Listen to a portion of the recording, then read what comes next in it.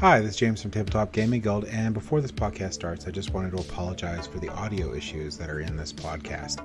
We decided to keep the interview because it was an amazing game and an amazing interview, but apologize for the different audio issues during the podcast itself. Without further ado, let's go ahead and start this podcast.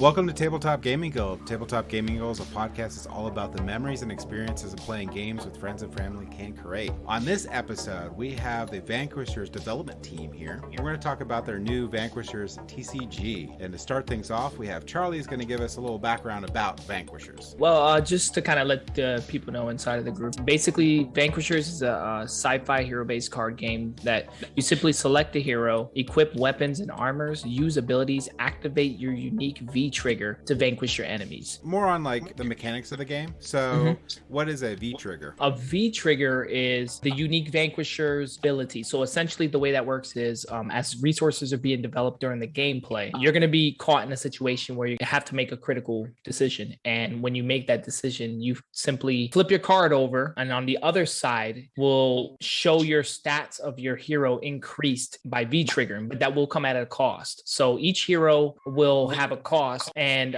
depending on that cost, it will determine how much you'll permanently lose in combat to increase the power of your Vanquisher. And it's essentially one of the unique systems or the unique abilities that they're able to do, part of our versus system. Now, I'll say I really like the art on this game. I think it's a phenomenal, and you guys did an amazing job on it. What would they be looking at as, like, they would be constructing a deck, or are you guys going to have starter decks for the thing? So yeah, essentially we do plan on having starter decks.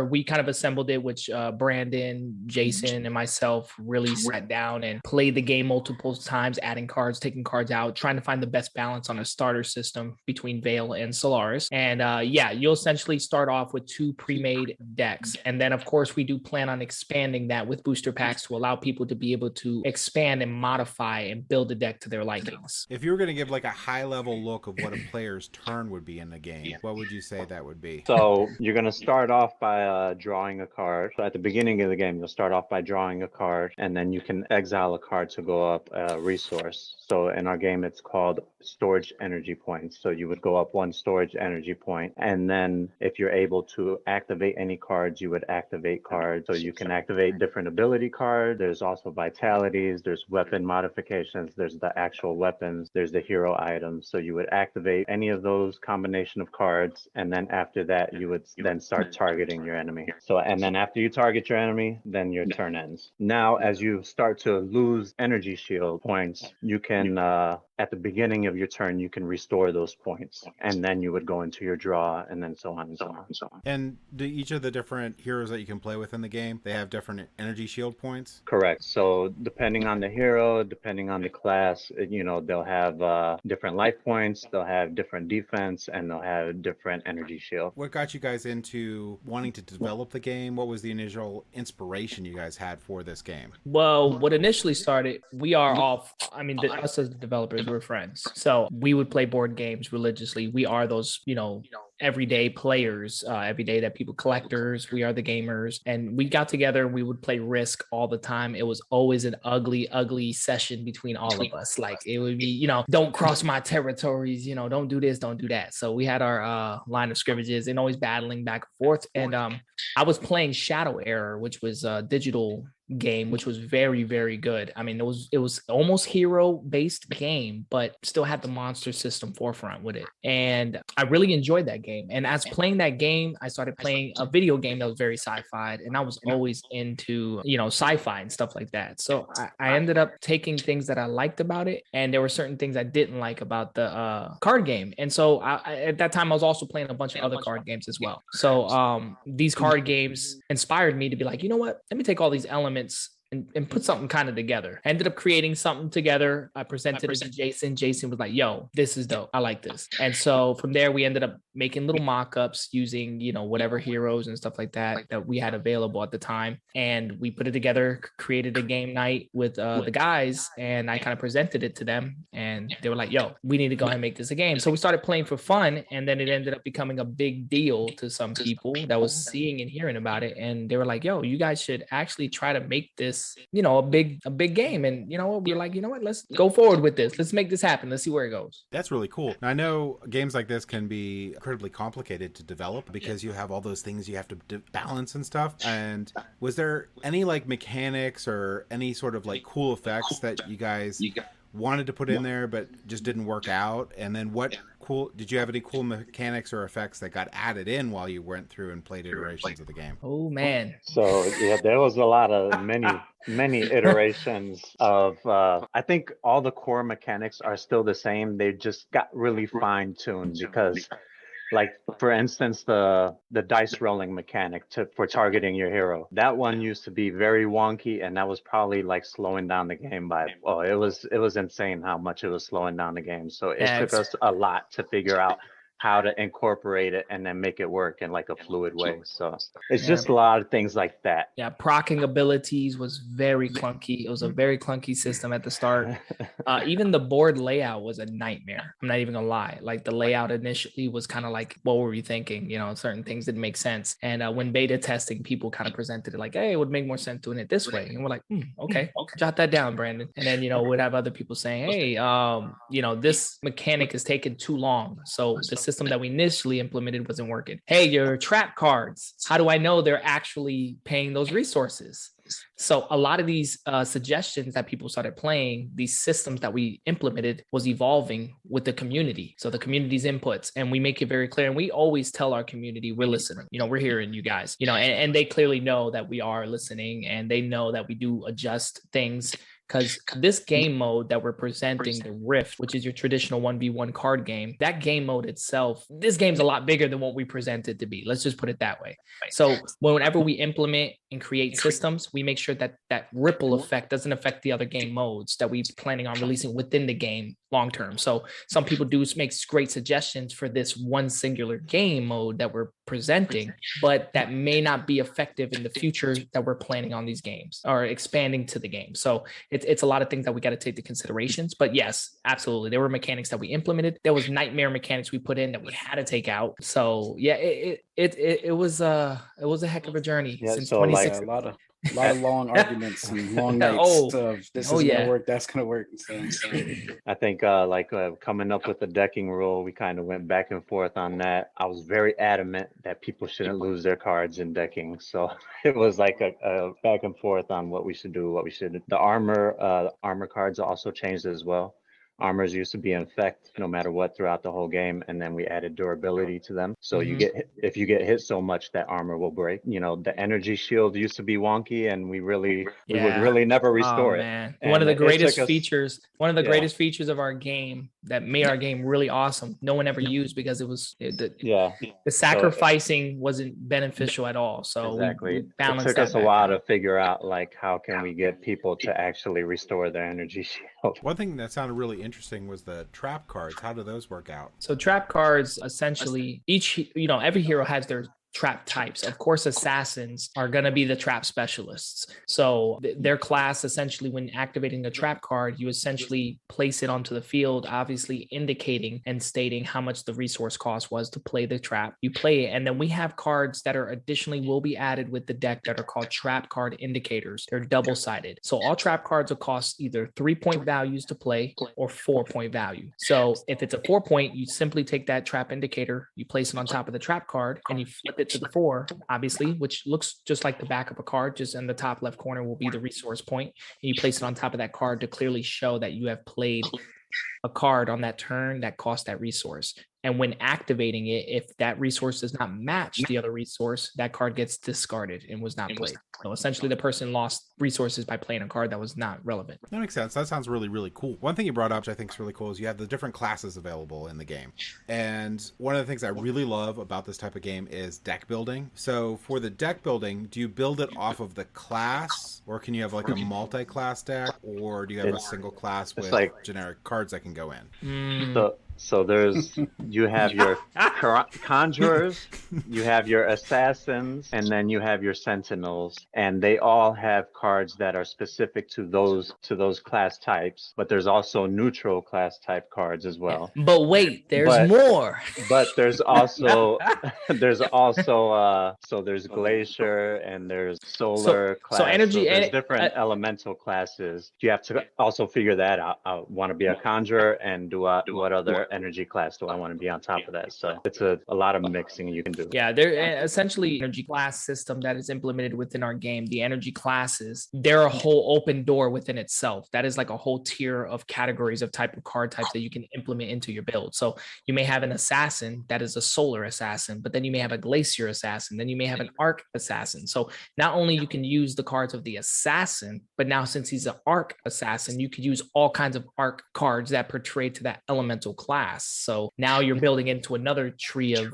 resources and things you can build and just make something really wicked out of your build. Well, that actually sounds really, really neat. I was starting to wonder of how many different class types that you're going to have, but it seems like it really comes down to, I'm going to be on this side with this class. Now I'm going to be into this kind of thing. So it gives you up to different kinds of choices at release, which is fantastic. Yeah. And the other thing too is then we also have like 2 different hero base cards, right? So our game is called Vanquishers TCG. So obviously we have Vanquisher hero cards, and we have order member cards, or order hero and member cards. The big difference between the two is the order members are basically going to be one elemental use. They can only use one element and a specific amount of weapons. So their versus of that would be that our Vanquishers can use any element and they can use any weapon in the game. So that's the big trade-off between the two. But what I will say is the order members are not to play with. I've taken out people with the order member that's just one class against a Vanquisher. Every order member, that's the only distinguishing factor that's different between our hero cards. And the big difference too with our game is our focus, a lot of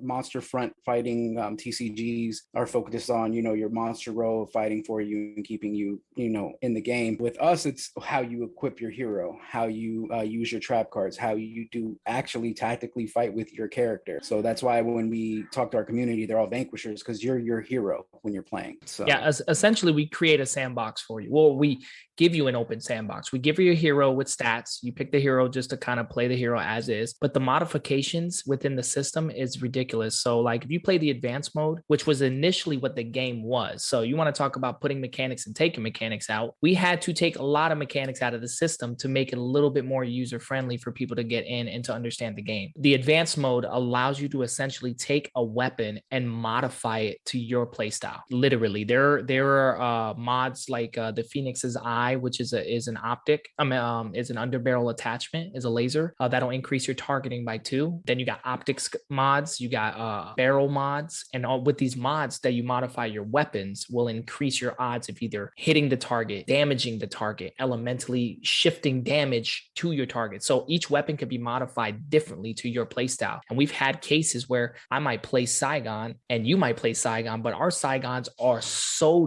different, it's ridiculous on how the outcome becomes and how you play that person. I really like how that can lead to like individuality in the game, where you can basically have your own unique deck. So I really, really like that. You could probably think of unique combos that other people haven't thought of that I really, really like. Yeah, so the synergy in the game is ridiculous, man. I mean, we've had some people pull out something very, like, I'm going to be honest with you. I play Saigon totally different than what Brandon plays Saigon. I'm a person that will V-trigger as soon as I get the opportunity. Brandon will hold out and wait for that timing to V-trigger. And so like I like to try to apply pressure, but when playing with Cyber or any of the other heroes, it's a bit different, you know, like you'll learn when you want to V-trigger because and you'll know when you want to you know, put in your deck for your specific builds. Again, like Jason said, Vanquishers are limitless to what they can use. You could literally have a Solar Saigon, a Glacier Saigon, any class Saigon, but you are limited to one type. That's the thing. So they are an open sandbox. Vanquishers have a lot more flexibility for modification and customizations,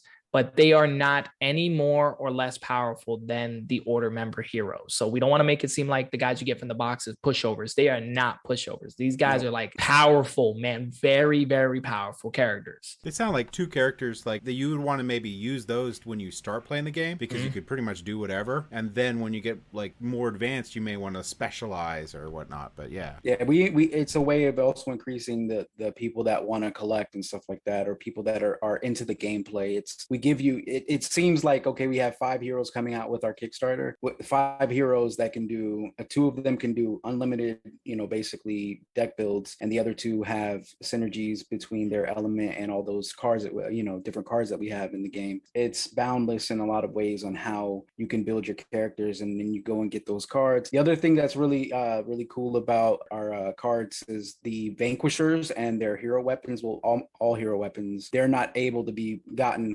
through like a starter deck. Like those are literally, you got to get them through booster packs. With what you're looking at here, just to give an idea of, for people looking at this scope wise, I mean, when you put your initial run out there, what are you looking at, like card count total for in your initial run? Initial run is going to be 36 cards is what you're going to get from your starter kit. The rules have you start with 30. So we essentially give you the rule minimum, which is going to be 30 cards to play. Of course, the remainder cards are, a few of them are trap indicators. Some of them, well, obviously one of them is going to be the hero. And you'll also get a quick rule card. That way you'll be able to go through the turn orders from 1 through 7. And you'll also be, if you are playing advanced mode, then it gives you a quick breakdown of some of the conditions you can get hit with. So there are conditions in this game as well, like, you know, burn, freeze, glitched. Yeah. There are conditions, cursed. So there are conditions that you would want to quickly glance over. So things that we felt like, I know I would have to go to the rules just to double check. We make sure that we provide you guys those cards part of the deck as well. That sounds pretty good. Especially I'm primarily a miniature player, so having a quick reference guide is just absolutely phenomenal to have, because you never know when you need to quickly reference something, and it's a pain in the butt just to flip through 30 pages to find 3 sentences. Agreed. Again, we are those people. I play Magic, the Planeswalkers board game, and man, that book alone is just a lot to go through. I also tried to format the rules to make it a little bit easier to find where you're going. So I plan on doing another reiteration of the rules because I'm not too happy with them. But if you look at the rules, like if you look at, it'll start off with your turn order when you originally look at them, but then you can go down and you can see, okay, what does drawing a card entail, which is pretty straightforward. But if you want to target your enemy, then it'll specify, how to target your enemy, what you need to do. If, it'll tell you the breakdown of your ability cards and all that. So you can be like, all right, number 3, I'm not quite understanding what that rule means, and go hop down and it'll be number 3 explained in detail. That gives with rules and basically all that stuff, it gives a segue into, are you guys thinking about doing competitive play in the future? Absolutely. We are those people again. Yeah. We growing up as kids, man, me, Jason, we've always entered in tournaments. We played a game way back when called Mage Knights. I don't know if any of you guys are familiar with that, moving parts and range matters, distancing matters, the type of characters and classes. And we've entered in a lot of local tournaments, won a lot of unique character cards that you would win. It's pretty much the same characters, just repainted and probably named differently, but you can win these in tournament prizes, stuff like that. So yes, in a nutshell, we do intend to have competitive play with our game. Yeah, I think that's going to be amazing when that happens. So yeah. Look forward to that. I did want to throw out that you guys graciously created a tabletop simulator mod for your game. And I'm a very big proponent on these existing because they give a great way to be able to play the game, take a look at the game, and know whether this game is for you. And I'm really happy you guys did that. I always want to ask, especially with like CCGs or complicated things with that, how much time did that take to create that mod? Oh, man. Okay, so, man, how do I answer this? Okay, so it took me a little bit of time. It took me a little bit of time to create it. So I did a lot of research. Of course, we R&D everything from beginning to end. So I want to know everything about it. What are my limits? What am I not limited to doing? And then I started designing it and creating it. And then I started seeing that people had lock systems in their thing where the card will hover and lock and drop immediately in perfect spots. I mean, we found ourselves literally like we would spend quarter of the game making sure things were aligned right by dropping it on the field because we didn't understand that magnetic system. And then started seeing other people's games. I'm like, what the heck are they doing? And I'm like, I noticed that you can code it and it just gets even more complex. Like it can get more personal with the game. So I started researching it a little bit, more than that. And eventually I got really good with it. Let's just put it that way. And so I started then learning these physics and these mechanics and some of the coding, and I dropped our assets in there, started engineering it properly, and now I got it to work pretty good. But I would say it took a good couple of weeks for me to set the initial, and then from there was kind of like updates and updates and updates by fixing little things here and there, making it work. But it didn't take very long, at all. And we're really glad that we do have this tabletop simulator. Again, our community has helped us identify things that might have been a little bit more, what's the word I want to use? Not complicated, but interpretation. The interpretation of certain things in our game wasn't clear enough. So, we had terms like when things are activated on the field, and when you activate a card and certain things, because certain abilities will proc your activated weapons. And so people just wasn't like, does that mean when they're in the field? Does that mean when as soon as I play it, then it procs these buffs? It was like so we had to make quite a few changes on that aspect through Tabletop Simulator. So it's not only benefiting people to play and see if it's best for them, but it also helps us collect data and be able to know, is the game user friendly? Is it actually making sense straight out of the box? Like that's the ultimate goal. And again, to kind of go back on that tournament on competitive play, we do plan on doing a competitive play tournament through Tabletop Simulator. So people that are playing Tabletop Simulator, we do release booster packs every 2 weeks with 3 new cards in the set that are not only for tests, but you can save it as an object in your game, and you can build more modifiable decks. We do that as a way to make the community have to work with each other, because in 2 weeks, the cards that are in there right now are not going to be in there in 2 weeks. We're going to put the new ones, we take out the old ones. So you got to interact with other people in the community, get those cards that you might not have got in the first 3 boosters. Yeah. So if you've ever played Destiny, if y'all know Zerg, we're doing that disrespectfulness. And I'm not sure have anyone else really done booster packs like that. So I think that's another unique thing about the tabletop experience that we're trying to get going. So I was going to say, I think that you guys have the best mod that I've ever seen on Tabletop Simulator. Well, man, congratulations, guys. We did something really good. It's amazing. And we're still trying to mess with it, and we're still not satisfied with it. So we're like, we actually got spotlighted by Tabletop Simulator about a week and a half ago, and they only usually give people about a week, 7 days, and they gave us they said they gave us more, like a week and a half of spotlighting us. We were on there a week and a half plus, you know what I mean, for people to see it. And like, it was amazing, because we kept asking Charlie, because he's like the guru with tabletop mods and stuff. We're like, how many people downloaded it, how many people subscribed? And when we looked at it, it's like over 2,000 people subscribed to the game. Like, I think over 400 people, what's the other part of it, actively playing it, actively playing it. And I think we only got like 50 people that made it their favorites. But hey, that's good data. That's good exposure, that's good for me. We want the game to be played and vetted. We want people to tell us, hey, this part is a little complicated for me. This part I didn't know how to manipulate or whatnot.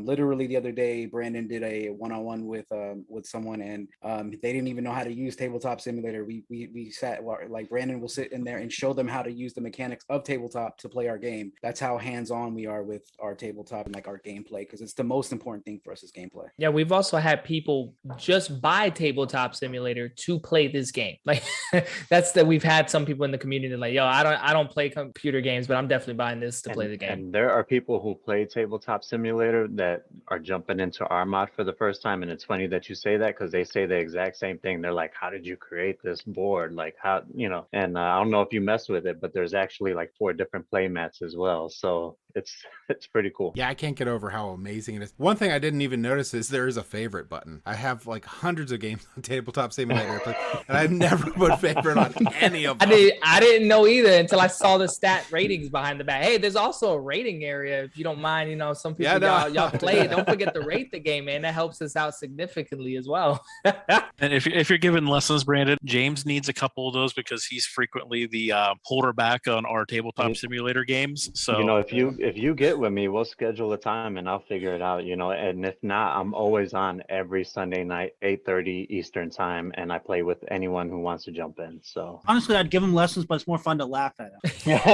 I am really the world's worst Tabletop Simulator person in the world, and when I loaded your mod, I could actually do things. Oh wow! Hey, so it's very user friendly. Horrible Tabletop Simulator. You should use that quote on your stuff. Yeah, you'd be like, yeah, for the world's worst Tabletop Simulator guy, he liked it. Yeah, well, I play with a whole bunch of different people, and they definitely play tabletop a lot more than I do. So they've been feeding me tips and little tricks on doing things on the board. So it's been a help for me. Getting back to the game a bit, you mentioned earlier you have the traditional 1v1 mode, and in the description of the game, you mentioned you can battle against or alongside other players. I kind of want more information on what that alongside other players means. Okay, so we do have another mode that we've talked about more frequently than others. We do have a mode called Carnage, right? So our Carnage mode is a 3v3 versus multiplayer game mode that allows you to battle against and alongside other allies to defeat the enemy. Basically what you do is you're going to share the energy amongst each other as a team to defeat the other team's energy. So you can essentially play 1v3, 2v2, 2v1. There's multitudes of different ways of playing that out. And essentially the way the game works, it's similar to 1v1. The difference is that when you build your storage energy points, which is essentially the resources of our universe, you'll double it up if you are by yourself. So for every player on the team, they throw down a resource. That resource builds up, but you have to work as a team to utilize that resource per turn. So it is like, you're kind of like looking at each other like, all right, who can play what, who can do what, and then it gets right into combat. Each player can battle off whoever they need to fight as long as the resources are there. If you are by yourself, you're playing against three people.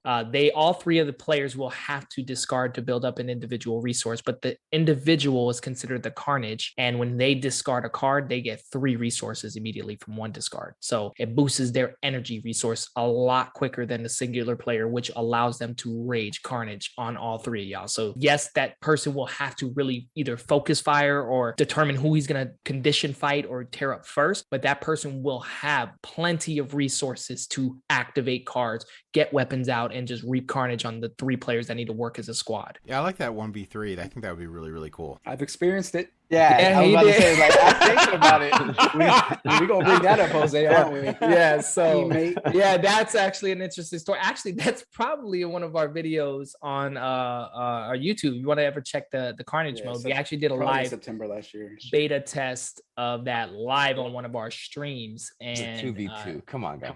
Yeah, it was 2v2, but Jose very, very quickly got wiped. wiped out. We wiped Jose out pretty bad. Like everything for me wasn't Jason coming out right. Really my good. rolls weren't hitting nothing. Yeah, he couldn't play anything, so we took advantage. We're like, well, he doesn't have anything on the mat, so let's just go after him. But yeah, definitely the multiplayer Carnage mode is the next step after the Rift mode, and the foundations are down for everybody to understand how everything moves and mechanically goes in the game. And we're going to go into Carnage mode. We have other modes as well, so we have a whole slew of things that we want to connect the beginning Rift mode cards all the way through. Everything's backwards compatible, like Charlie said earlier. So as we keep going, we're going to also have Acolyte mode, which is still under development right now. But basically, think of it like when you are playing Final Fantasy and you're fighting against the raid boss, or you're fighting against the boss. Like you can get with 3 of your buddies, or I think we have it up to 6 people is what we're going to have it set up to. Yeah. Or you guys can fight a raid boss, and that raid boss will have setups where he'll be throwing minions at you. It's just like that same feel like a raid boss fight. After that, we have incursion mode, which goes back to me and Charlie's childhood, where we're taking some elements of figurines and stuff like that to where you actually have a board game version of the game as well, and you can use our cards from the original Rift mode all all the way through. So we want to make it a whole thing of connection between beginning and end of the game modes. And also it's going to come back to tournaments. Like tournaments, just the 1v1 and the Carnage mode is one thing, but I always relate it back to like medieval times when you went to go, you see a joust, you see two knights fighting, you see archery happening. Like there's tournaments upon tournaments in this one gathering. So like the way we really want to face the tournament aspect of it is you could just be a 1v1 player and want to get that tournament, or you can get with your buddies and you want to be the multiplayer champions, or you want to go and do the board game version or the raid boss version, and I even want to do something where it's like a gauntlet where like 20 people can sign up, everybody fights against each other, breaks down to like 10 people, then those 10 people do the multiplayer, then the last ones fight, they go through the board game version, then they fight the raid boss at the end. So it's just like playing a video game in a way, you know what I mean? So we have plans for bigger things, but those other two game modes are under development right now. The Kickstarter is really going to help us be able to develop those further. So what I think is really important, and especially for TCGs, also board game, yes, but for TCGs is long-term support. And it seems like you guys are very dedicated to that. So I'm really appreciative of that because it helps. You're going to build a great community. You're going to have more content keep coming out for them. And that's always what scares me about some of the other TCGs that have come out. They get their Kickstarter. They're like, we're done. Okay. Yeah, no. And a lot of this boils down to that we are those people. We are those collectors. We are. I mean, if you look through my game room, I got comic books all over the walls. I got board games right here all behind me. We buy those things. So we know what it's like to buy into things, invest our money into projects, into games that we love mostly and want it to continue, and just feel, like, oh man, the game ended, or oh man, I wish I can continue on. And so that's essentially what this game is. And anyone in our community that's joining, welcome, by the way. We appreciate your feedback, because it's feedback like that keeps us going. We have 9-to-5s. We're your regular old Joes, and we got families we're raising as well. But this is a side project that is still to this day a side project for us that we're continue building, as well as juggling all the other variables of life. So yeah, we definitely don't see this ending no time soon. Again, we've already invested since 2016. We've already put about 5 to 6 years in this in the back end. The beginning of this year is when we just started to announce it to the world, and we're getting a good turnout thanks to the community, and people are seeing the faith of this and helping us continue to polish the game upon release. That's why we're giving it a little bit more time to release it officially on cards, because we've already just recently we made a couple of adjustments because of the community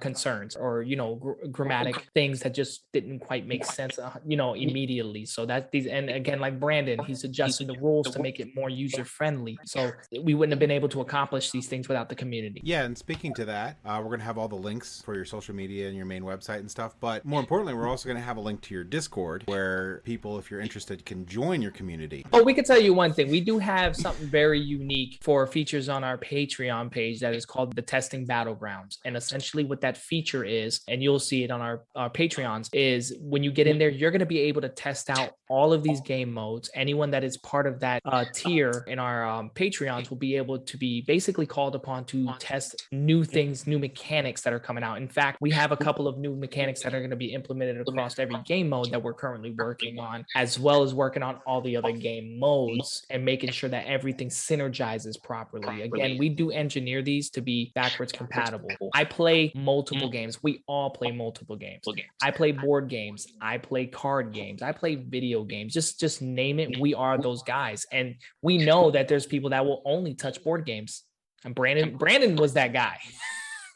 Brandon was only a board game player, never will touch a card in his life until he saw what we were doing with the project. And Brandon was like, you know what? I think Charlie was like, hey, you ever played any card games? And I was like, no. And he's like, well, I'm gonna show you anyway. And immediately he gravitated. Look, and here we are. So I think Magic had the right idea about building a board game, building a card game, and they had their own cards for their board game. They had their own cards, but it would have been cool to be like, man, what if I can use Jace the Planewalker from that into this version of the card game? You know what I'm saying? So with that thought process, we are the developers, so we have the ability to do so. We don't have, a bunch of other people telling us or dictating how it's going to run. We're synergizing everything. So you'll probably even notice on some of the weapon cards that there's data on there that we don't even talk about. We do not even talk about on the weapon cards. It's because it's designed for other game modes. And when we get into those game modes, we'll talk more detail about those things. It sounds more like you're not really just trying to make a game. You're trying to create a universe that you can constantly develop and expand on. You nailed it. That's you the just point behind our universe. That's exactly what it is. A We are the universe. universe. Our vanquishers Huge. balance the universes, so it falls right in line. And you know what? We get a lot of our community screaming for lore. We want lore. Jeez, we need lore. And like, we want to know more about this guy, more about this guy. And Jason's working so diligently by in the back end, making sure he can get the lore pieces together. In fact, it was so chaotic that we reached out and creating lore with a comic book. So we're in the back ends right now, working on developing our first issue with an artist. His name is Zip, and he's working with us currently as we speak. And we're getting a comic book. We plan on putting out the lore in comic books. That is awesome. Yeah, definitely. This book is going to be very. It's basically a prequel to the timeline we're in the lore. So with our story, we have, as of right now, the lore. We have 3 different timelines. Just to simplify, we have the beginning, the originals of how it all started. Then we have what we're calling right now the Golden Era, because it's just simple to break it down. It's the more prosperous era of the timelines. And then we have the Warboard era, which is what everything is in right now. So everything right now is being experienced on the end of the full timeline. So I know a lot of people like lore. Just to break down, to kind of understand our universe and how we created these characters to function and how they can connect and stuff like that, is there was an original 3. The original 3 were called Vanquisher and Sheer. Each of them were one of the main classes: Assassin, Sentinel, and Conjurer. But when a creation occurred, they were the negative space between universes. So think of all the space in between all the multiverses, the space in between our reality and our comic books that we look at. Think of your data on your hard drive. Like how could you physically touch that, right? The same kind of concept. Like, these guys are their original guys. Their job was to keep balance across all the multiverses. So they'd go in, they'd vanquish their enemy, or they would disperse energy so that universe would rebalance. So they technically could go to any universe because that was their stewardess to keep overwatch of all the universes, because they were the space in between.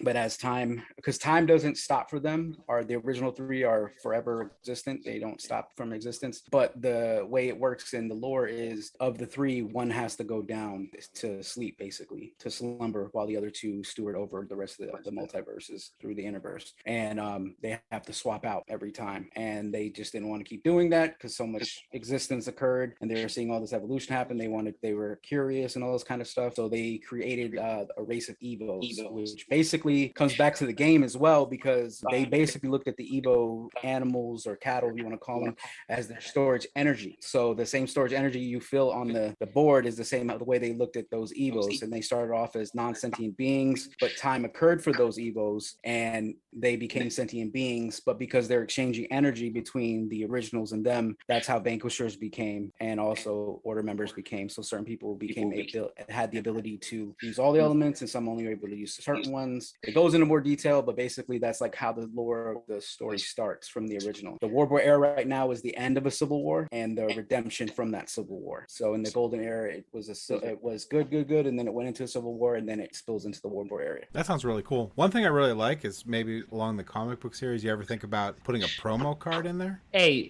Jason, I think he's in my head, man.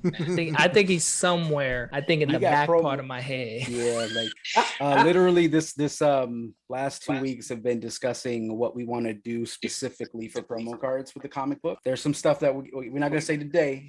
Off camera, I will tell you guys what we're going to do. But we're going to announce it to our community, Patreon. People get it first. But we have some fun stuff we're going to do with the comic book. Like, we've seen some other people do comic books and stuff like this, but we're actual comic book collectors. Like, yeah, my first collection, like collecting cards, was the Marvel 93 Skytops, where it was the full image. Like, one image had all the X-Men, one image had all the X Factor. After you put all the cards in there. So like, we are comic book buffs too. So like, we have a whole plan for the comic book to be an experience. It's not going to just be, you got a comic book. Like, it's going to be an experience. There's going to be Easter eggs in it. There's going to be ads that relate to the universe. Like, we're going to make it just like you're a Vanquisher reading a comic book. You know what I mean? Like, you're going to see ads that relate to the Vanquisher universe of products that'll be in there, all that kind of stuff. Like, we have it thought out to the point where it's going to be an experience in the comic book, and being like you're actually in the universe reading about what's going on. So just a brief question. So if people are listening and they would like to get the comic, would they need to go to the Patreon, or do they go to their website, or are you going to have a store open for them to purchase it from? Currently, we haven't fully thought out exactly how we're going to release it. But if you set forth in our community, we'll be more than happy to update you guys. Go to our website at www.vanquisherstcg.com and register to our site. And we're always updating. But we do plan on potentially doing a flash sale. We're getting set for Comic-Con in Tampa, planning to get it during the time of Comic-Con, and hopefully during that time frame we're gonna have a booth there, and we'll probably have it there. So that's the goal. Working on Zip coming down as well. Zip's gonna we're trying to get him to come down and sign the comic books at the Comic-Con and everything and all that stuff as well. Yeah, if that works out, I always love having those things signed. That's really cool. Yep. And I'll just say all the VFX and everything that you guys see on the website, Charlie's really good with doing that stuff. So we might be also doing digital G14 classified digital movement type comic book that you could actually go through. But hey, you might have to be Patreon to see it first. You know what I mean? It might be one of those things. But I'll just say that he's actually working. We're actually thinking about making a living comic book where you let's just say if G14 comes to fruition, Jay's the man. It'll be dope as everything else that he does. So the G14 man, come on guys, just don't even start with that's a whole different thing than what I'm talking about right now. I'm just talking about living comic book that you could go to. You go to our website, click on it, and you could click through it, and you'll see the people moving and breathing and stuff like that, just like you see some of our graphics. So that's what I'm talking about. What they're talking about, they're trying to crack an egg right now. That's what they're trying to do. Looking at your merch store, and I'm also seeing like full scale posters. For people who really love the art, I see 2 up there right now. I'm assuming you're planning on doing some more of those. Yeah, we absolutely plan on doing more. We'll end up having more heroes, characters, probably just even some of the ability cards propped on there. Yeah, but we love art. Again, I have art all over my wall. But yeah, we absolutely will have more. Look at Jose down there, just kind of showcasing it for you guys. Just see the Saigon, and it's all of its glory. Look at that thing. Look at that thing, bro. Saigon's bigger than you, Jose. I know. And the thing is that these posters right here, they feels like it has a good texture to it. So I mean, I love this thing. When I opened this thing, it was so beautiful. All right, just had to show it off. So it's really fantastic. You're going beyond just a simple, trading card game. I mean, you're building the whole thing. You got multiple different modes that you're going to put in potentially a board game together with it. So it sounds like overall with this entire community, you solved that one problem that a lot of card games have, such as like Magic. I was a big Magic player going way back, and I got out of it because of the one problem was it turned in from competitive play on a lot of fun to who can throw the most money at the game to win. Pay to win. So by making all these modes and making all these different things and not going, well, this first edition's gone now, so you have to get second and third to do this and that, you're not going to have that problem, which is going to be almost a godsend to a lot of people that love the style of play but don't want to throw thousands upon thousands of dollars, which I'm sure you guys wouldn't mind if they did that too.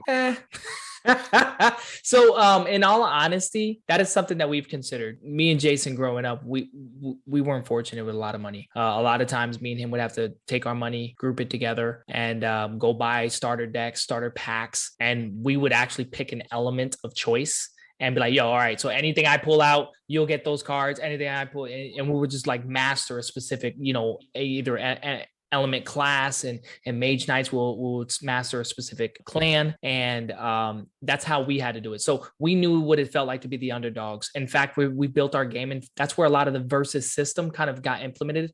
And I know it's either going to be a love-hate system for some people with dice. I know some people just hate card games with dice. Me personally, I've always been a fan of it, and a lot of it boils down to chance. And let me explain this for a minute. So even if you were a person that was trying to pay to win, you still at the mercy of chance. So you may have the best gun, the best weapons, the best so on and so forth, and you modified your gun to its fullest, your character will still have a fighting chance of dodging an attack. So if the gun doesn't land, because though the targeting is 5, for instance, and your character's defense is 10, you must roll to meet or exceed that number. So if you roll a 2, a 3, or a 4, you miss that target. All those modifications you put, all that time and energy you put into that weapon, you just missed that shot. So it gave you the opportunity on your next turn to either figure a way to either counter that and hope that you miss again, or find a way to disarm him, I mean, it does give you a fighting chance. Now, I'm not going to fully tell you that you won't be at the mercy of someone that does dump thousands of dollars in their deck, because there are still going to be synergizing ways that they can work it. If you modify your gun strong enough, there's a point where you don't even got to roll anymore. Like, you'll literally just hit the guy every single turn, and you're going to either have to eat that, you're either going to have to put some kind of armor on or disarm that gun. So, I mean, we thought about a lot of things. So with our versus system, it's very intuitive, and trust me, it creates those sweaty moments, those moments of like, yo, I got you. You roll and you're like, dang, man. And then the other person celebrating that you missed because now they got the upper hand. And so me and Brandon has gotten into so many combats when beta testing where we're down to the wire, 2 life points, maybe barely any energy points. And we're down to the last roll, and I got him, and I rolled that roll and I missed him. And then he ended up getting the victory on me because he had the better outcome, you know? So it's just one of those things. And I really do agree with you as far as the whole pay to win system. It does turn a lot of people off, you know, that just kind of doesn't play the game for that. There's no real strategy at that point. Yeah, and in the end, for me, it has to be fun, and this sounds like it's a lot of fun. And like, it seems like that would actually create a lot of stand-up moments. Oh yeah, where you're like at the edge of your seat, and you're like, Oh yeah. oh man, we be yelling. Oh, yeah. If you guys only knew what it'd be like. I think Charlie had me down to 1 life point, and he rolled a snake eyes, and I was the happiest person in the world. And I was like, yes, finally. You got to watch the podcast. Yeah, Like you watch some of our streams, man, you'll see those moments where we're yelling and like, what? And you'll see it, man. It gets those intense moments, like outcomes when you think you're dominating. And this happens a lot of times. You think you dominating, and then the other player V triggers on you, and now it puts you under that pressure. Because now he's a lot stronger than you. Do I V trigger or do I hold out? So it's like you got to make a lot of decisions, and it's like you get put under a pressure, and the outcome flips a lot of times, man. You think you're dominating, and little did you know they ended up pulling some kind of defensive move, and then they flip the tables on you, and it can turn that fast. yeah, it keeps you thinking the entire game. The game seemed to be help culture, like thinking about the game after you've played it, about what you could have done, what happened, what the awesome moments. It makes you think about your mods a lot, like what are you going to mod your hero with? Because like Charlie was saying, you can add mods that will pretty much increase your odds. So it really makes you think, like, which weapons am I going to use? This one might do a lot of attack damage, but maybe the targeting is low, so maybe I don't want that weapon, you know? Or maybe if I pull the right mods, then maybe that is the weapon to have. So, you know, it really makes you think about how you can get to that point of actually targeting successfully. Yeah, do I have that giant gun that just destroys everything it hits, but it probably won't hit you? Right. Yeah. Right. And I mean, but again, you get those mods, you could potentially increase the target. Or you can be like Jason and play a trap card that reflects all that damage. So if you do 11 damage, then the next thing you know, you're losing. I remember that fight. That was good. Yeah. That was a good one. I remember that. Because you can be thinking like, oh, I pulled it off, and then he flipped that trap card, and I was very deflected all that ant damage back to you, man. I remember that was a good fight. And the thing is, you know that trap card's there, though. You just don't know. You just don't know what it is. So you're like, okay. You got it. You got to proc it, man. I mean, went you for get it. I had an opportunity to go for it, and I went for it, and it backfired completely. And I've always stood by, the fact that, how you talk about the game afterwards is that going to be the sign of a good game? And the way you guys are talking about it from different games that you've played together, it definitely sounds like you have a hit on your hands here. And I'm definitely sold on this to, play that. So how can someone like me, when can I go get this? When can I go get myself a physical copy? All right. So, that's a Jason talk right there. So right now we're shooting for a mid-September Kickstarter launch. So for the initial physical launching of the game, it will be mid-September. We initially were going to do July, but like I said, Comic-Con, Comic-Con came up, and we got MegaCon. We got a few different things going on. Sorry. So yeah, mid-September, the Kickstarter will go. What I'll say right now, if people are like want promos and stuff like that, we're with our Patreon. We're not a big it's not a storefront for us. It really is to help us develop the game. We only have a tiers for like $1, $5, and $10. Yeah, it's not very much. What I'll say is to any of our Patreons that are listening, that you've already gotten some heads up. Like we really appreciate everyone that is helping develop the game in that manner, and we got some special stuff coming for our Patreon members at the top tier. And it's really, we look at it as, we know people want physical stuff, and we want to offer physical stuff, but we want to offer it in the right way. We want people to feel like they're getting what we want to give as a product in the right way, not just get a bunch of stuff because you signed on early. We just don't like that feel. And nothing against anybody that does that. I remember being a kid that didn't have a lot of money and I like to go to the store. Me and Charlie go to the store. We talk to the shop, comment, we buy all the time. Let us get an extra box. Let us get something extra, So I get those aspects. But yeah, mid-September, we're going to be offering a whole lot of stuff with our Kickstarter. We have man, I don't want to get into that. G14 classified, brother.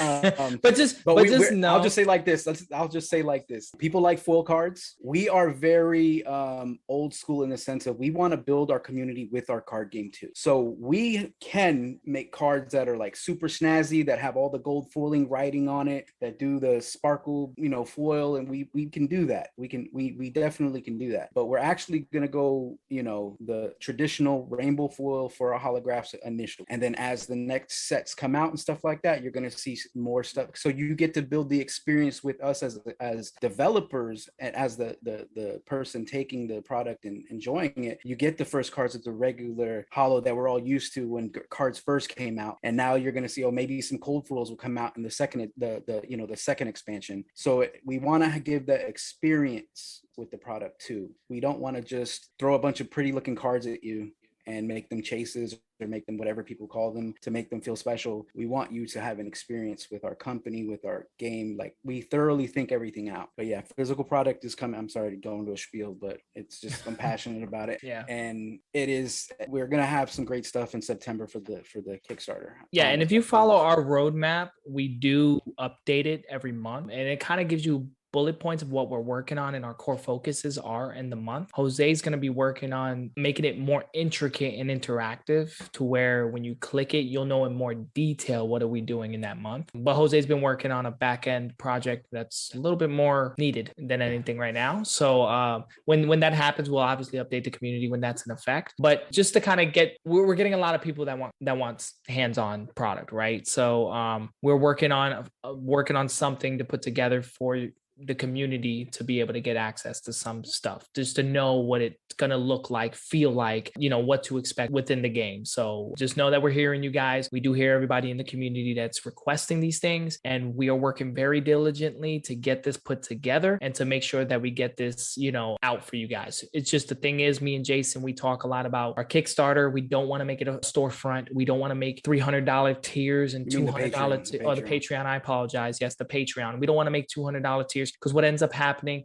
we are only a development team of 4, literally. And so we don't want to get stuck where we're obligated to give booster packs to people and get stuck into a fulfillment project, and we're not focusing on this game project. And just like we've announced to you guys here in the stream tonight, we're working on multiple different game modes. And so there's so much happening in the back end, not just game modes, but comics and a bunch of other things we're working on, that we want to make sure that we are focusing on the right things and getting these things out to everybody out there that is supporting the project. So yes, we do appreciate every Patreon support. We do appreciate everyone else that's helping build the project and even giving us suggestions to help make the project even a more polished, finished game. And it really does go full circle. I'm gonna say, until we come out with the physical card game, catch us on Tabletop. I mean, it's the 2 starter decks that we'll be releasing are on Tabletop, and you'll be able to experience the gameplay. It's all the same art, same cards, so you'll really get to experience the complete game. Yeah, and we're gonna make a lot of fun with it too. So the experience of booster packs, this is why we do the booster packs every other week, is to try to get that feeling of you open up the next cards and there's a couple more in there that are new for your build. And that's what we're essentially doing weekly, why we're adding 3, taking 3, adding 3, taking 3, and you can actually save them and eventually end up having a lot of what's expected to come out. So it's going to be pretty cool, man. Yeah, I was going to say, I really appreciate that you guys are spending all this time to develop a community, to make sure your product is quality, make sure everything is perfect, because it really shows like your dedication and your passion in the project. Because most other people would probably at this point, with how nice everything looks, they'll just throw it on Kickstarter and be like, we're ready to go, we'll just collect money, who cares. It really shows your character and how good you guys are, that you are spending this time and you care about it, producing a game that you are passionate about and building a community around it. I think that is amazing and awesome, and I really do appreciate that you're not just throwing it out there. You really care about it. We're going to be 100% honest. We've spent hundreds and hundreds of dollars on products. I mean, right behind me, I got a couple of the game boxes and stuff. Prototypes. That unfortunately we're not satisfied with. I mean, they're great. They look good, but again, we are those collectors. We know what we would want if we bought the product. So we wouldn't dare put out anything we wouldn't buy ourselves in the hands of anyone else. So we've spent a lot of money on test products, different companies, manufacturers, like Jason mentioned early on. We're in the process of transitioning back to another manufacturer that we were working with initially, but because we felt like their product was a little better in certain things. So we're kind of pulling things here and there to get the best of everything. So that's definitely what we're working on. And yes, it's 100% passion behind this project. Absolutely. What I like to say is I tell people good food takes time to cook. And that's how we look at it. Good food takes time to cook. And that's what we're trying to do. We want the community to be around there smelling the food simmering up. We want you guys to know that it's going to be quality. Every piece you're going to bite into. You know what I mean? You got that 5-course meal coming your way. So ooh, all 5. Wow. Look at that. He threw a 5th in there, man. We're Hispanic. So yes, there's going to be a little 5th meal in between. That's second brunch. You got the appetizer, you got the pre-appetizer, there's a lot of stuff in that 5-course meal. You got dessert, but we do it's funny. We do take pride in the cards though, because when we got the cards, we looked at the art, of course, and we're like, oh, this art is great, but then we're also looking at the cards. Well, let's look at the edge. Let's play it on the. Let's play it on the mat. Slides on the board. How does it slide? Does it not feel right? We're like messing with the cards and feeling them. Glossy board versus matte boards.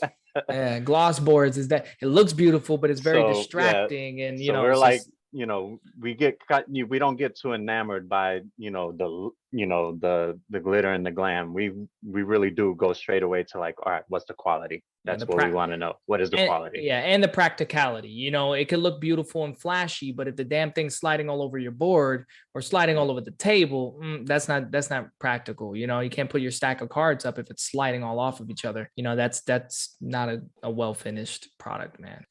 Hopefully you're sleeving those cards though. Yeah. Well, I mean, TCG, you sleeve them. Don't hurt our feelings and play those cards without sleeves. Of the guy that shuffled them 800 times without sleeves. Oh man, you just went. Oh man, that middle crease right in between every card. Oh, was there a foil in there? Yep. You got the banana deck that's been shuffled. So has the audacity to say, "I want to trade." Hey, do you want to trade? I don't want to trade your meat grinder card. Yeah, grabs those bent cards. Like, oh, I can fix it, bends them the other way. Away. You're like, oh. You're trying to iron it against the corner of the table. Let me see if I can get it flat again. Though I need it in my build, I don't need it that bad, bro. Right now, what we'll say is the game is on TTS. It is an awesome game to play. If you guys want to play with us, you can come to our Discord. We are in there talking all the time. So if you're like, hey, I can't do Sunday with Brandon, I need to do a Thursday at 12 in the afternoon. Maybe you'll play with me, or maybe you play with Jose. We are very flexible, and we want more. We want to teach people how to play the game, because the thing is, we know there's a curve to it, but also the thing I'll say is any person that I've shown the game, or any person, my friends have played it, or people that I've never even met before played it, the curve is not any harder or worse than the first time you played it, like Magic the Gathering's complexity. Like it's not any, it's lined up in the same aspect, and we knew that we had the right amount of turn for the play and all that kind of stuff. So reach out to us. We are available. We always make sure that we communicate, joke around. We always are able to answer questions if anyone has any. Also, this month we're doing a March giveaway. So if you guys go to our Discord, there's a link in there for you to register our giveaway, and we're only printing 16 of an Energy Overload card. This goes into more specifics about our card, but basically an Energy Overload card is a promotional exclusive card that is only going to be printed this one time, only 16 of them. So if you want to get one, and it's full hollow, I know people like the hollow, so it's full hollow. So if you want a chance to get one of 16, you can get it in that card. So just if you go to our Discord, we have the card in there where you can see it. If you go to register, you'll see it when you're registering for the actual card that is going to be the Energy Overload card. Everybody go and register as much as you can, so I can ask Jose what we're at numbers. So Jose loves to get. I'm the numbers guy, and Jose is like, leave me alone. I'm busy. I love to get the numbers. I know we've been on here for a little bit. Just to throw, also we do have a built-in. We're building an app for the game too. App counter. When you get our Kickstarter, there is going to be physical hardware that comes with the game. But Jose is our web and app developer. App being the key word there. So He's actually creating.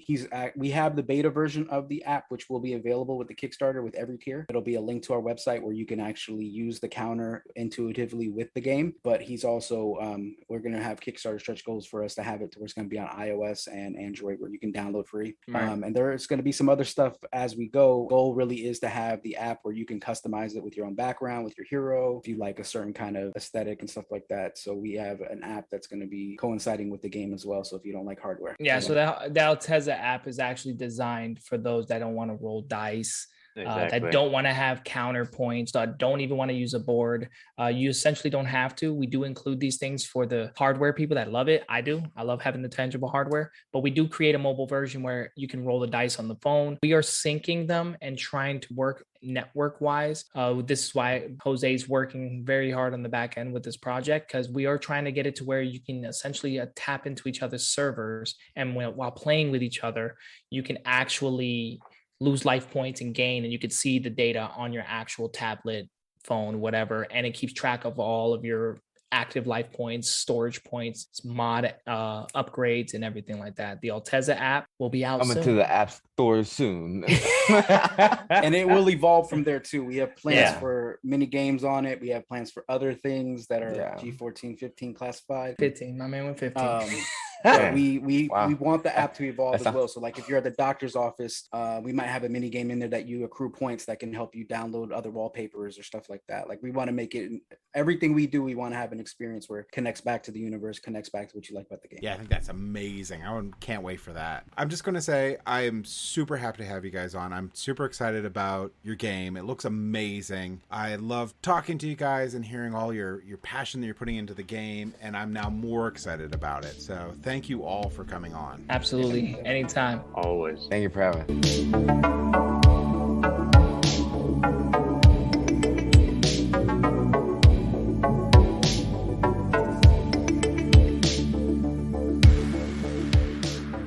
Thank you for listening. If you have any feedback for us, feel free to visit us on Facebook, Instagram, Twitter, or Board Game Geek Guild 2989, or our website at tabletopgamingguild.com. Don't forget to like, follow, and or subscribe. Tabletop Gaming Guild is a product of Tabletop Gaming Guild LLC. All rights reserved.